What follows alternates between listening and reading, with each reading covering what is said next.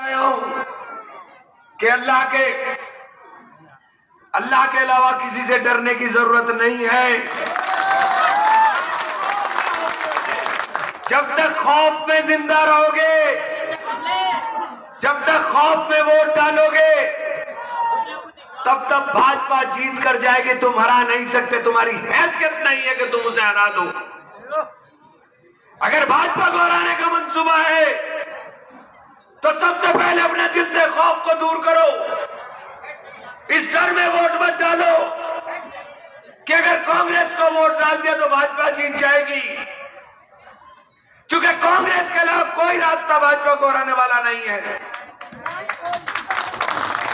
और जिस दिन आपने ये खौफ निकाल करके सीधे कांग्रेस को वोट डालना शुरू कर दिया, याद रखिए वही दिन वही वक्त ये तय हो जाएगा कि भारतीय जनता पार्टी अब नहीं जीतेगी। कांग्रेस ऐसी जमात है जिसको सब वोट दे सकते हैं। अभी बहुत सारे लोग आप उत्तर प्रदेश के हो, 2022 में क्या हो रहा था उत्तर प्रदेश में? भैया के नाम जवानी कुर्बान हो रही थी, सड़कों पर हुजूम था, मुझे भी धकिया करके ले गए थे मेरे लोग। और जिस दिन मैं गया था 400 किलोमीटर लंबा, 350 किलोमीटर लंबा रास्ता मऊ से लेकर के लखनऊ तक 11 घंटे में तय हुआ था। जो हमारा कम से कम 5 घंटे में तय होना चाहिए वो 11 घंटे में तय हुआ था। सड़क पर हुजूम था, भैया के नाम जवानी कुर्बान हो रही थी। लेकिन जब रिजल्ट खुला तो पूरे हाईवे के ऊपर कमल खिला हुआ नजर आया। खड़े सिर्फ हम रह गए, खड़े सिर्फ हम रह गए, भुगतना सिर्फ हमको पड़ा। अगर सरकार बनी होती तो ना बहराइच होता ना संभल होता। संभल में और बहराइच में घर में घुस करके पहले दंगाइयों ने बाहर निकाला और फिर पुलिस ने छाती पर गोली मार करके बच्चों को शहीद किया। शहीद भी हमारे बच्चे होंगे। मुल्क के अंदर जो माहौल बना, राहुल गांधी ने संविधान बचाने की कसम खाई, 400 पार के नारे की हवा निकल गई, 400 पार के नारे की हवा निकल गई। वरना ये संविधान बदलते थे, लेकिन नफरत की बुनियाद पर संविधान के साथ छेड़बंद नहीं हुई। सबसे पहला बिल लाया गया पार्लियामेंट के अंदर, वक्फ बिल।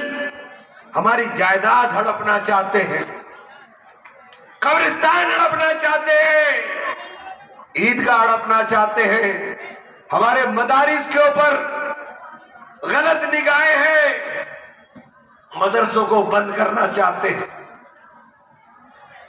आर्टिकल 14 में, 15 में, 26 में हमें कॉन्स्टिट्यूशन के अंदर, संविधान के अंदर ये आजादी मिली कि हम अपनी धार्मिक, हम अपने मजहबी फराइज को आजादी के साथ अदा कर सके, हम अपने पर्सनल लॉ को आजादी के साथ मान सके। लेकिन पार्लियामेंट में कानून ला करके ये तमाम चीजें हमारी छीनना चाहते हैं।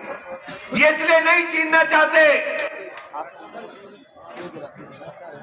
क्योंकि ये चाहते हैं कि हमारे बच्चे तालीम याफ्ता ना हो।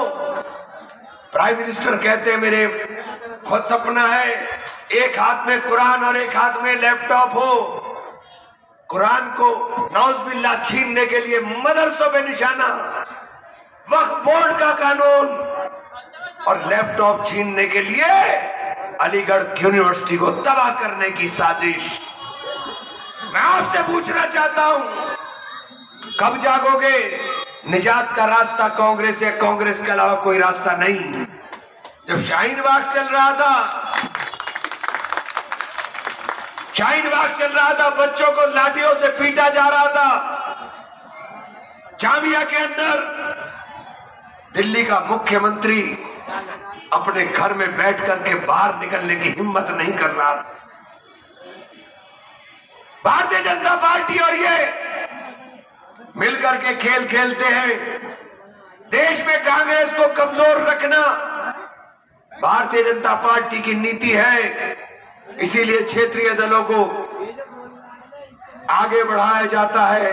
और जब देश का चुनाव होता है तो ये बराबर बंटवारा चाहते हैं, लेकिन जब अपना चुनाव होता है ये हमारा गला काट देते हैं।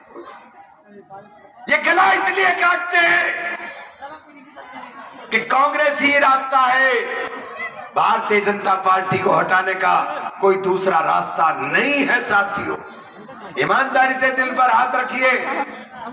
आज जरूरत वक्त की क्या है? आज वक्त की जरूरत है कि आपकी मजबूत आवाज जिंदा रहे।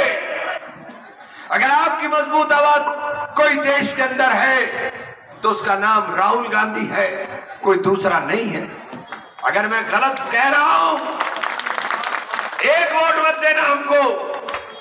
राहुल गांधी के अलावा किसी में हिम्मत नहीं जो प्रधानमंत्री की आंख में आंख डाल करके आपके ऊपर आने वाली हर परेशानी के लिए लड़ने की जुर्रत कर सकता हूं। राहुल गांधी को निशाने पर इसीलिए लिया जाता है, उन्हें निशाना इसीलिए साधा जाता है कि राहुल गांधी को कमजोर करेंगे तो ये मुल्क में राज कर पाएंगे। आज आपसे कहना चाहता हूं, जब शाहीन बाग हो रहा था जब नहीं बोले, जब जहांगीरपुरी के अंदर दंगे हो रहे थे जब नहीं बोले, चाहे शिफाउल हो, चाहे ताहिर हो, चाहे शाहरुख हो, इन सारों को साजिश का शिकार बनाया गया। इन सारों को साजिश का शिकार बनाया गया, लेकिन इंसाफ का रास्ता इनका चुनाव का नहीं है। इनको चुनाव से इंसाफ नहीं मिलेगा। इनको अगर हम ताकत में आएंगे तब इंसाफ मिलेगा और कांग्रेस इंसाफ देने का काम करेगी। इनके हारने और जीतने से इनको फायदा और नुकसान नहीं हो सकता। मैं आपसे खुलकर कहना चाहता हूं, जब दिल्ली का वजीर आजम अपने घर में बैठ करके उस वक्त तमाशा देख रहा हो, और एक और बात आपसे पूछना चाहता हूं, चलो भाई खान साहब भी बहुत सारे, खान साहब तो अपनी जान बान शान इज्जत सारी की सारी दांव पे लगा देता है कि अगर उसे इज्जत ना मिले। किसी पार्टी का नेता तुम्हारे यहां वोट मांगने नहीं आ रहा और तुम दीवाने हो रहे वोट दे। एक जगह बताओ मुसलमानों में केजरीवाल ने किसी एक जगह वोट मांगा हो? यहां से उठा लो, मैं सारी विधानसभाओं में गया हूं, एक विधानसभा में केजरीवाल मुसलमान के वोट मांगने नहीं गया, क्योंकि उसको डर है अगर मुसलमान की बात कर ली तो उससे उसका हिंदू भाग जाएगा। नारा लग रहा था, नन्ना मुन्ना राई हूं, संघ का सिपाही हूं। क्या नारा है? ये नारा लग रहा था, और इस नारे को वो साबित भी करते हैं। जब हमारा मुद्दा आता है हमारे से बात नहीं करना चाहते, जब हमारा मुद्दा आता है वो खामोशी इख्तियार करते हैं और मुसलमान को समझते हैं कि मुसलमान डर में वोट देगा। अरे डर किस बात का, अल्लाह हमारे साथ है, डरना किस बात का है भाई? बार बार भाजपा का डर, भाजपा तो आ रही है और दिल्ली के अंदर ये सरकार बनाने वाले जो दावे हो रहे हैं, मुझे आप एक बात बता दीजिए, आसिफ मोहम्मद खान साहब आप एमएलए रहे, वक्फ बोर्ड किसके अंदर आता है? दिल्ली सरकार के अंदर आता है वक्फ बोर्ड।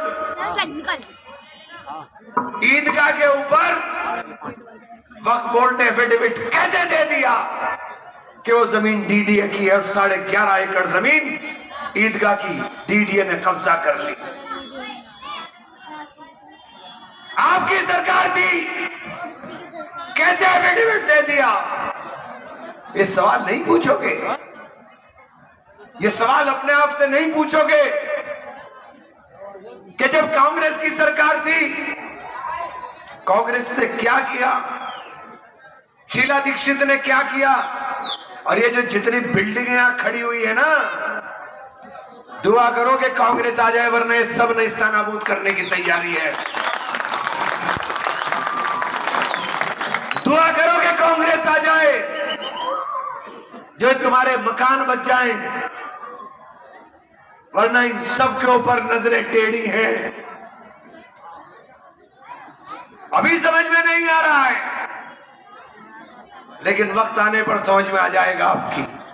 तो इसलिए बेहतर है कि अभी समझ लो और कांग्रेस को वोट दे दो।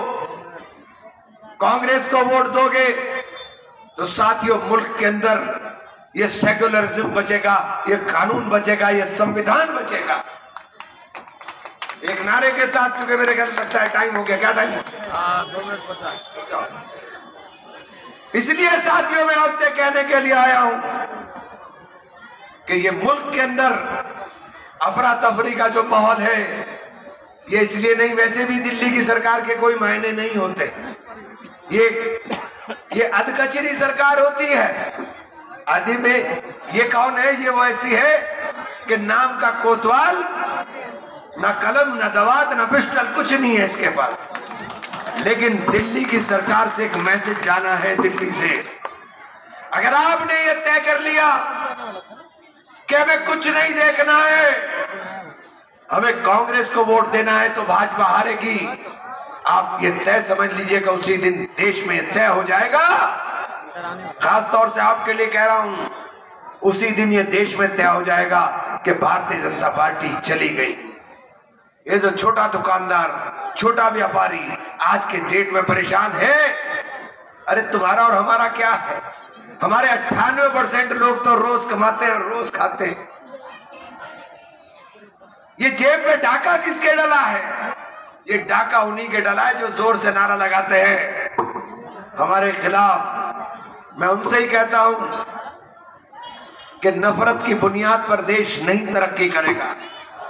देश तरक्की करेगा मोहब्बत से, हिंदू मुस्लिम सिख ईसाई के नारे से।